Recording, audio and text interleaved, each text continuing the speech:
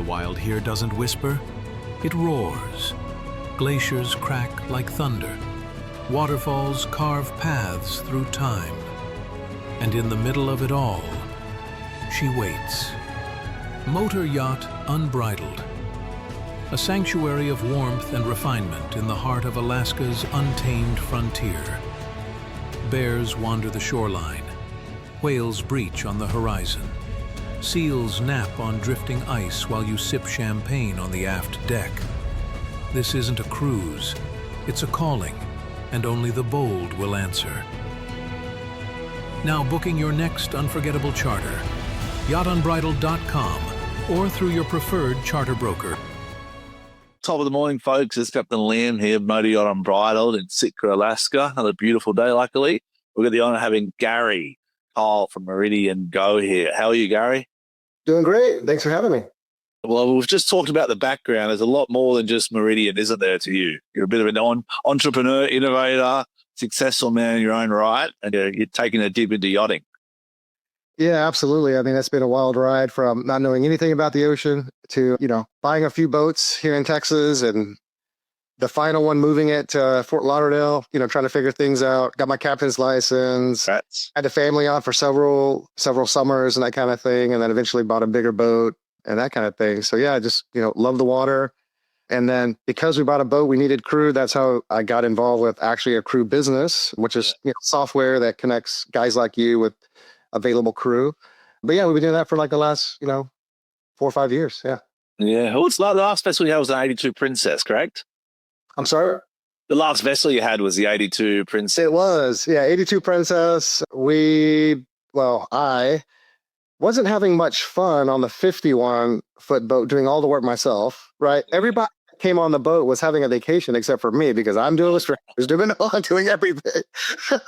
I didn't even vacation from my what they call a vacation, and everyone else is having a great time. So I said, "I something bigger with crew," and that's what we did. Yeah, the 82 Princess. Perfect. That's when you got into the crew side of things, and I can see you've got that smile about you. You love the ocean. We talked about catch can. You just went fishing. We talked about spear fishing. What kind of draws you? One of the questions is, what draws you to the maritime sector, to the yachting sector? I mean, you've been to the boat shows, you've seen all that energy. What gives it that spark? Because it is a unique industry.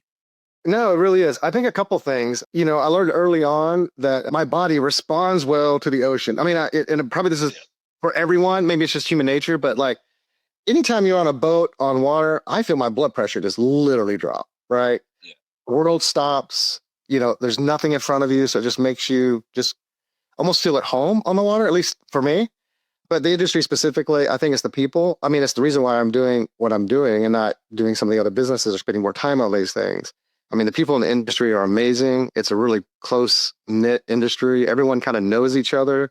You go to these events, see the same people and over again. You don't get that in some of these other larger industries where your TAM or your total addressable market for whatever business you're in is just so big, which is the reason why you probably got into that in the first place, right?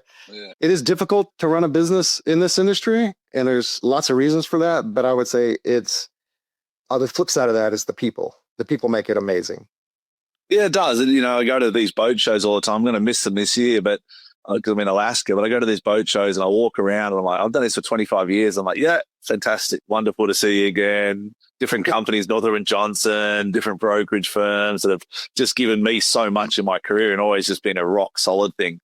We talked about crew placement. The one thing that stands out to me about Meridian is you're not just giving a cookie cutter approach to it. You've kind of got you've got 3 ways people can find jobs, not just post out there. You want to talk about that just a little bit? Yeah, just real quick. So the first way is, I would say that most captains and head of departments they use is just to get a membership. It allows you to post unlimited jobs. The other one is that now you can go search almost like Google through all the CVs because we scan all the CVs. You put in the keywords you want, it pulls them up, and either you like them or you don't. And you can literally try to find crew in a matter of minutes. So that's that. The other one is we did something innovative, and we talked about that earlier about we need more innovation in this industry. And so a couple of years ago, I was thinking, well, how can we make recruitment? So that's a platform side of things, but this one is more like a recruitment thing. We built the software so that if you said, hey, Garry, I need this second stew or something like that, or first officer or whatever, you give us a call. We send that job out now to 10, 12, 14 recruitment agencies, they all go to work for you, right? They're competing with each other and they send in their best 3 candidates. So now you have a better experience. You have like a bigger pool to fish from, basically, when you're looking for someone. So that's called Recruiter Cloud. And then the other one is we help you. Basically, if you just don't have the time or you're in charter or whatever, we'll help you kind of find people. But I would say the vast majority of it's a membership-based thing. Okay, so there's direct hire, concierge hire, and then the Recruiter Cloud. They're 3 good platforms. And we talked about the industry, kind of how tight it is. You see a lot of these crew going through vessel to vessel to vessel, and you hear the different reputations. So that's what I do enjoy about you. Your platform kind of cuts through a lot of that and gives, I think the facts that I've kind of got here from the company are pretty impressive. Within the first 72 hours, you'll have 20 plus candidates. You'll have, pre-screened applicants, less time wasted on CVs. So that's what kind of stands out to me. For me, my experience in the industry, we talked about the kind of lack of automation and the challenges we have within that small knit community that we're trying to move forward. What's some of the kind of, challenges have you faced or you've seen in the 3 years that you'd say, you know what, I'd like to try and move the needle a little bit to be more efficient in yachting? Wow, that's a really good question. There's so many. And I will say that, with all these different challenges in this industry, it's not short of any ideas. It's just the execution. And sometimes, because it is a small industry, it has to make sense to actually spend the time and the dollars for that solution, to make work. And I think that's where a lot of these things kind of fall down. And maybe it's the reason why we're not seeing a lot of innovation, in this industry. But with that being said, we're focused on what we can do, where our expertise is, how we can make things better for you guys when you're looking for crew. So we're always adding new features, new details. I just talked to you candidly and confidentially about a new product that we're thinking about launching that is based around word of mouth. So, if that takes off, because that's where you guys go first, it would literally put our current business out of business. And that's okay. We would be involved with that and we want that. But ultimately what we want is what's best for the industry to really move the needle, to change how things are going, to make it better for crew first, because they are the ones spending all the time looking for work, creating the CV, pushing it to 20. It's a lot of work on their end, pushing it to 50 people, 50 recruitment agencies and uploading them on, databases like ours. But then also for you guys, so we'll make it better for you guys, a better experience for you guys too. But we think that might have some legs.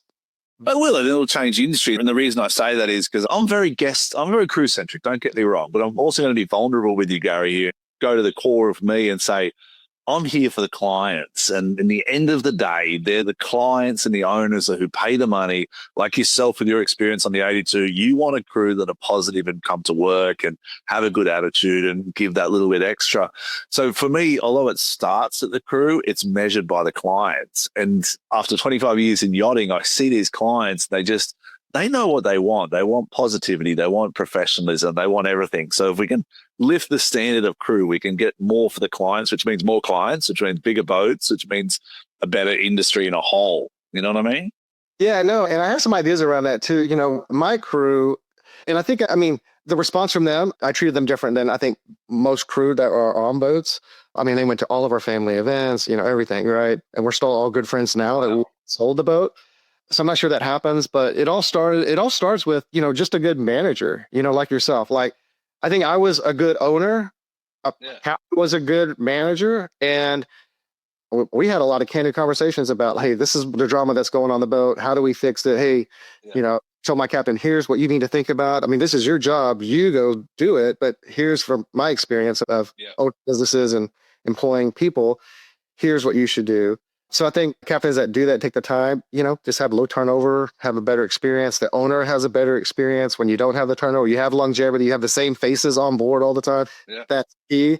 I think one thing that we can do better in this industry is just pay crew more. And I think it starts from when guys like me buy a boat, right? I think a broker needs to say, here's a one-page thing. Here are the expectations in the industry. Here are the expectations as far as pay for each one. I think let's bump it all up 20%. Let's attract better people. I'm not saying that there's not good people in the industry. I think there could be better people in the industry with more experience as far as hospitality and things like that. And, I think that, to your point, that's what's going to lead to a better experience, for the owners. Absolutely. I always sports. I love sports. I always try and pretend I'm not competitive, but I actually am quite competitive. I do enjoy success. I enjoy having a great charter experience with the clients. I enjoy giving them, when they say this is the best charter, I'm like, yes, we won. We won, you know what I mean, as a team. But I look at it like I almost tell crew, I said, crew, you're in play as a professional athlete. You're on contract. You've got jobs, you know, you've got your training behind you. And I wish kind of more people in the industry would take that approach, almost like having your own personal manager, you know what I mean? That you could kind of go within the industry and help you progress in the different stages. Because it feels like when you're on one boat, that's it. And then you go to the next boat, it's a whole different management structure, and it's a whole different management structure.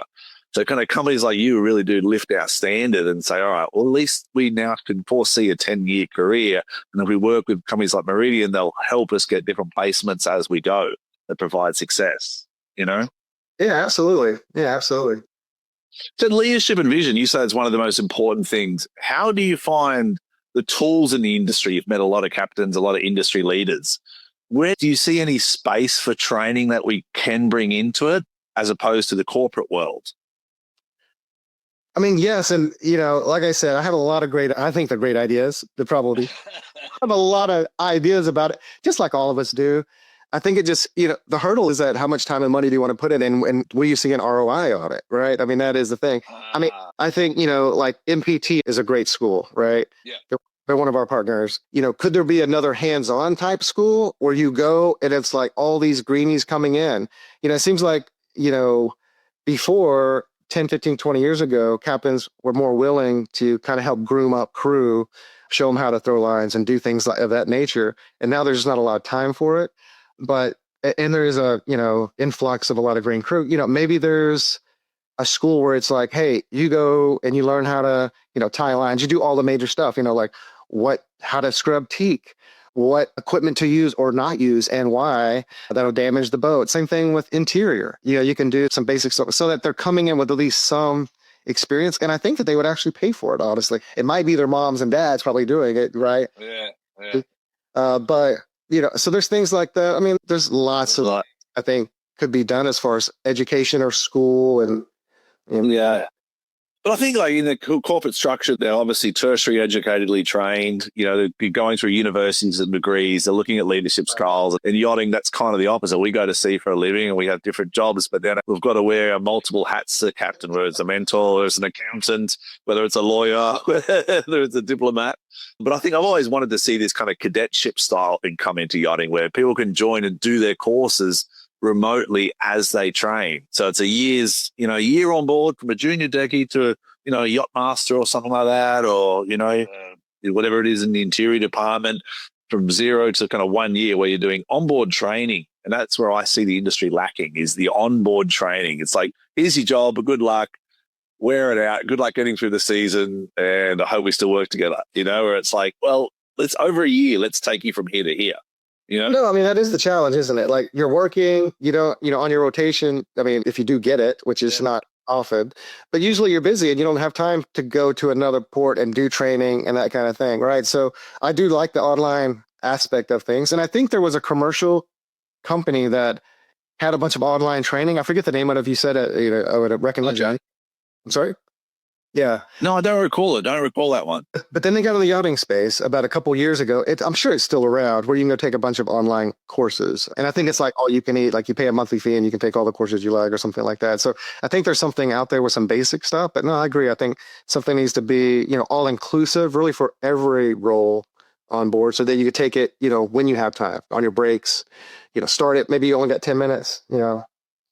Continue on. Well, I think actually the crew on our vessel, a lot of times you have to schedule in the day. You're paid for it. You're paid to continue your education. That should be the way it happens. Like a lot of the stewardesses will do a butler course here when they join. We'll put them through a butler course, and okay, each day between, like, let's say, I think it's 1 to 3, they usually spend 2 hours, or 2 hours maybe if the time available off charter, and that's where the time needs to be spent, off charter, on payroll, doing a course. And you see the difference between when they start the course to when they finish it, the way they move, the different standards. And there's not really tools that I have, you know what I mean? But that's finding the right crew. Culture and team dynamics. When you have crew joining a vessel, either from an owner perspective or from a company perspective, what are your thoughts? How do you match someone to the culture of the vessel, or do you see the red flags? And that's a big thing in the industry right now, is seeing these red flags and going, how do I avoid that? How do you manage that within a big company like Meridian?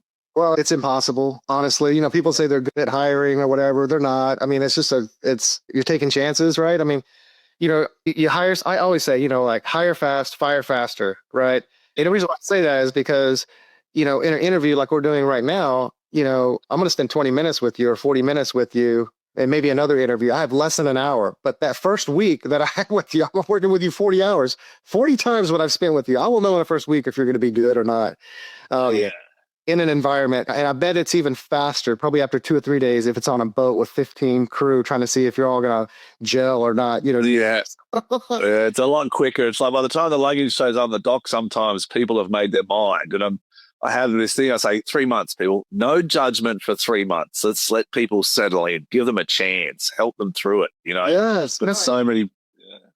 No, I totally agree. No, and I was going to say the other saying that I like to say is like train them up or train them out, because, you know, either they can accept guidance, right? They can be told the first time, and they literally need to go write it down in a journal. Achievement. They don't have to be told again. And so either they will set up things, take their job seriously, like you said, like an A player on a professional team, you know, or they won't. So you have to candidly have these conversations with them that, hey, you're missing the mark. Here's how you can correct it. We expect you to correct it because you are a professional. So, you know, I think those type things, and then you will know right away they're trainable or they're not trainable, and then you have to, you know, push them out. Yeah. Well, I give them opportunities elsewhere. That's what I say. So, like, let's look at the paths we're going down, and we don't seem to be aligning. And that's where I like Premier League football or soccer, you know, and all sorts of soccer. But the point about soccer is you've got a team of 11 people, or any sport, you've got a team. And if someone in that team has not got the same goal, whether it's client-centric or, you know, or maintenance on a vessel, then you've got to realign. 1 week, it's all about clients, and everyone's just head first into one client, their names, their details. Next week, you're going into a yard period. It's like, okay, team, we have to readjust. You know, this is not about being client-centric anymore. This is about executing what the owner wants us to do in budget, in time, and we get out. And that's what I find. Yeah. That's why I love yachting, because it's like every week is like, for me this week, we go to sea tomorrow, Sitka to Port Angeles, and then that's a big challenge. It's a long trip. It's a tender on tow. We're kind of wrapping it all up today, runners down. And last week we were on charter, flat out with these clients, just trying to get into their headspace to try and give them something that they can walk away with saying, wow, Alaska on Unbridled with that crew was awesome. You know what I mean? Absolutely. No, you said something, you know, just a second ago where you helped them find their next, you know, I always say, you know, like, you're not happy here, right? This isn't a good fit, you know, and maybe it's just because it's just an impedance mismatch between you and the other crew. It doesn't mean that you're a bad person. It just means that on this boat, this program, these people is just maybe not the best match. Don't force yourself. I mean, you know, do everything you can, but don't be so unhappy that it affects everyone. Like maybe there is a better boat and there is a better boat for you. Yeah. That vibe is going to vibe, you know, with them. And you might be the better vibe, and the other one's already trying to, you know, elevate their resistance, right? So, no, you're right. It's helping them find their happiness, you know, somewhere else. So you got to do it quickly, you know, like we're all human. It's like we could all stick out things to where we'd be miserable and do it. But sometimes it takes, you know, honesty and a real leader to say, you're not happy here. I see it. You don't see it. I know you're a hard worker. You're really trying to force yourself, you know, and, you know, a round peg into a square hole. And I hope you not do that. And you will thank me later on that boat that you're perfect on. So, yeah, I would say that as well. Well, I appreciate this, Garry. I'm learning a lot. You know, the thing about management and leadership is you have to be able to continuously learn and adapt and evolve. You know, for me, it's the energy levels on a boat a lot of times. And it's unquantifiable. But sometimes you bring in someone who's new and they got so much energy and they want to change things and they want to adjust things. I'm like, when I joined, I said, just respect the space of others to start with. And it's the owner's boat, and just don't change anything for the first couple of weeks or months. It might not be the way you do things, but just respect the people who have been here a year or two and see how things evolve patiently. Looking forward now, you know, so I want to take you a very valuable, you know, person time as well. Looking forward here for Meridian, where do you see kind of Meridian or yourself or the yachting community kind of going in a couple of years? Let's say 5 years, you know? Iron seems to be a big tool. you know? Yes, exactly. I mean, wow, the phones have changed everything. And I would say, leading into that, I would say now AI is going to be changing everything. So I think I see a lot of these processes, changing, for the better with AI. I'm looking into how we can add, we're already going to add in a few AI features, but I mean, this is what we know now. Can you imagine what AI is going to do in 6 months or 12 months? And I tell people like wanting to start businesses now, it's part of every single conversation that I have. It's like, will your business stand up against AI? And they're like, well, I haven't thought about that. Well, you need to think about that because what you're trying to do could literally be destroyed in 3 or 4 months, with these AI capabilities. And you might have a team of 12 or 20, but one guy sitting, one high school kid or even college kid that understands it very well could literally displace you in no time, right? So, I think exactly. The industry itself, like the brokerage, the way people get charters, the way people employ crew, you've got to be on the front of it, and I think it is beneficial. That this is where innovation really does change things. And I think this industry does need something to change. I mean, think about it. Like as a captain, you've used recruiters before, correct? Yeah. Has that process changed in 20 years? The access to the recruiters there's more of them. There's just so many recruiters. That's the thing. But the tools they have has changed greatly. Like what you have in your platform. Yes. For me to all of a sudden look for crew independently, that's what's different. And that's what I kind of enjoy. Because it's kind of, you've got a crew member that's not working out. You've had a conversation. There's a notice period or you're working through it. At the end of the season, we're going to make these changes. Then I start looking for crew as opposed to being sent crew. And that's what I'm looking forward to in the future is getting more and more tools to try and keep looking for crew and put them on short lists. And I see Meridian, you've got a kind of favorite lists that you can kind of go to, how many interviews you've done. The data means a lot to me. My brother always has this saying, if it can't be measured, it can't be managed. And Good saying. That's a great. I don't know where it came from, but it's always something I use every day. Engineers don't like it because I measure the work lists, but no, like before I was a medical device sales rep. And even before that, I've done sales my whole life. And, I would take advantage. I'm not just candidly speaking. I would take advantage every now and then. I'd be like, oh, they're not measuring it. They can't really track it. Sure, overall they're tracking sales, but day to day, not really. They're just like, hey, you have the numbers at the end of the month or at the end of the quarter, yes or no. And if you have 50 people that you're competing with, just be in the top 10. They'll never mess with you. So I see it from that standpoint. But now as an owner and manager, like, yes, you have to measure it. Otherwise, especially the whole work from home environment, it's like, oh, well, I'm going to, and we always did. The last company I gave everyone every other Friday off because I'm like, either you're going to take it or you're going to give it, one or the other. And so we're like, this is the time to schedule your medical appointments for your children. This is the time to go take your dog to get it washed. This is the time to do your laundry because you're going to do it anyway. So, set those expectations up front, but also measure them, right? Trust the verify. Yeah, I love that.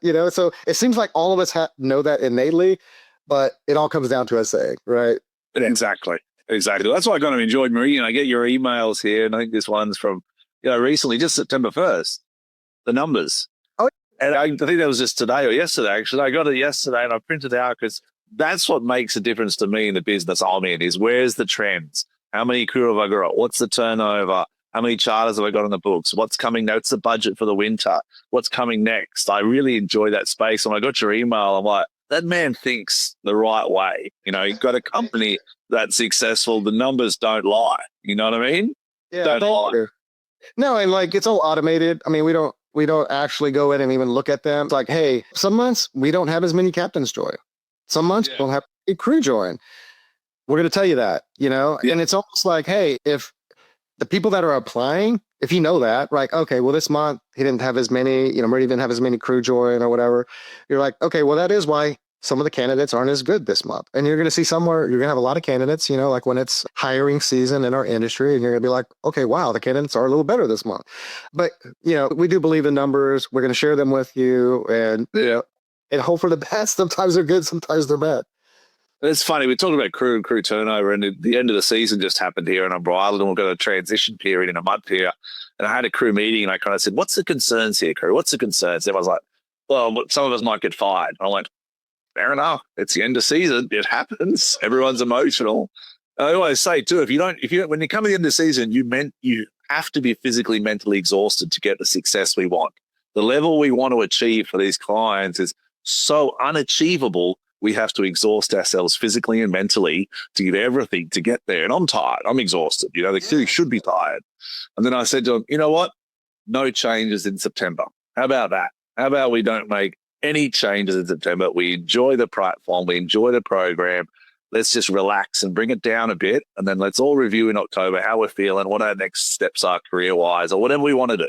But let's just settle down for September. And they're all like, it's a good idea. I just thought of it, but let's enjoy, So they're the challenges we face every day. No, like the crew go through so much. I mean, you're right. To have that perfect experience for owners and guest charters and things of that nature, I mean, they're paying hundreds of thousands of dollars for a week. So there's the unrealistic expectation right there. And then candidly, owners want to, it takes 10%, of the yacht's value to basically run the boat. You know that. And I think sometimes enough problem 15%. It's even more. I think that needs to be expressed early on.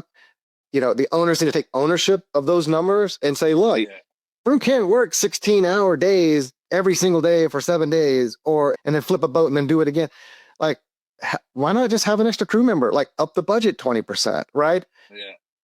You're going to have a better experience. You're going to have more charters coming through your boat because they're going to have a better experience. They're going to want to come back to a boat that gave them the best experience. So it's tough. It's a double-edged sword, isn't it? We've talked about rotation and all that, and and I don't want to take much more of your time. I mean, the day started here on Unbridled. Say the crew are going for it, so I have to go too. But the way I kind of think it should work is season to season. You do a season. There's always this couple of months on either side, which is maintenance or transition or travel. Passages. I try and get the crew all through a season, take a break. Yeah. All through another season, take a break. And I think that's the most guest owner centric approach to the management of a yacht. Because the rotation, the owners want to see the same people. They want to see the chef, Calvin, that we have on board, and the chief steward, Tiff, and, the Dan. They want to see the same people because they have a relationship with them. Dan knows how to drive the tender slowly for the owner as he gets on board. He knows the views he wants to have. He knows the style of fishing. So that's where I think the industry goes a little bit too away from the core principle, which is be owner-centric, be guest-centric, and elevate to that level. Because for them, and in closing, for me, to get that moment of pleasure for these people like yourself as an owner, it's difficult. Like, it's so short, to sit there, like you're saying, on the back of a boat after a good day spearfishing with your glass of wine or tea or whatever. It's a hard moment to get that feeling. It only lasts 10 minutes or 5 minutes or 2 minutes. And it's like, no, but that's the moment that keeps people coming back. It is. And it's a hard thing to capture, right? Yeah. Because if your experience isn't a 10 out of 10 and you have a lot of crew turnover and guys like me or people that are coming on your boat, well, as the owner, and we're not getting the same experience every time, why am I doing this? Why am I spending this money on this yacht program? I come here 4 or 5 times a year and then I see a different crew and I get a different experience. Everything has to start over. I don't get to go to the favorite fishing spots to do the spear fishing that I like to do. Like you said, like the guy drives a tender way too fast. He doesn't know what I'm looking for. And the difference is, maybe paying crew a little more or having this on board. I know these are really hard things to do, but what I'm saying is like, whatever it takes, and those are just 2 examples, but whatever it takes to keep crew, and I think it comes back to having great managers like yourself, great captains that understand business and low turnover and what it takes and why longevity matters and those things. If you can capture that, it's the magic. But if you can't capture that, then I think owners are looking for maybe a way out after 4 or 5 or 6 years, right? Yeah. Well, I think you've hit it there, Gary. I think that's the ROI. That's the return on investment that we need to somehow quantify for the owner. Like for me, when owners or guests come, the conversations I really try and steer away from fixing the boat or cost issues or, especially when they're on the boat or even clients want to start talking about boats and costs and buying and chartering. I'm like, but look, you want to go, let's go for a walk and go check out some bears or let's go for a kayak. let's enjoy this moment, because those conversations generally aren't too positive in the end. Let's try and let's capture these quality moments here while you're on board. We can talk next week. Call me when you're at home in your office. You know what I mean? Don't worry about next year's charter. Don't worry about buying a boat or chartering another boat. Just really take some time to enjoy nature, enjoy this moment. And at the end, they're really grateful for that, because I've highlighted the priority of this moment, What a great tip for all captains out there and all owners that might be watching. What a great tip that is. I say I tell everybody all the time, it's like, when I'm at work, I'm at work. When I'm at work, I don't dream about holiday, try to make plans. And when I'm on holiday, I'm on holiday. Like, I don't work. Yeah. You get it. Down that clear separation. And that touches on that point, doesn't it? It's like, you need to almost give permission to your owner, or maybe just say, look, we're not going to talk about cost or things unless you're emergent, obviously, but like anything else, wait till Monday. I love that idea. Yeah. Yeah, it's good. And same as crew too. Don't worry about like this crew asking about winter or something. So don't worry about winter. It's not winter yet. It's September. Focus on the jobs we've got right now. Let's enjoy the process. Let's go through these stages. Let's focus on the now, because we can have a good time. Then it's going to be a challenge. It might be rainy, or we might be going to Costa Rica. We're not, so it's just, don't worry about what we can't control, Yes, love that. Anyway, Garry, I better get to it. I've got a crew out there. A couple of them have started texting, go, Cap, so well, go give them some positive energy. Get ready for tomorrow's passage. But thanks for your time, Garry. How can people get a hold of the Meridian platform and yourself? Just go to MeridianGo.com, MERIDIAN go.com. That's the easiest way. Yeah. Thanks for having me on, Liam. Great chatting with you. Pleasure. It was great. Yeah, usually it's only a couple of 10 minutes or something, but you and I we've found a bond here. I think it's like-minded, and we've found the ROI on why we do what we do is those small moments that we get that good energy and that good pleasure, Absolutely. Absolutely. We'll get back at it again. Hopefully get you to Alaska again next year.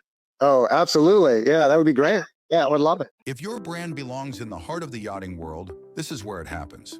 Yachting International Radio reaches over 1 million yachting professionals and enthusiasts every month, with 77 million impressions, 220,000 social followers, and 74,000 podcast subscribers.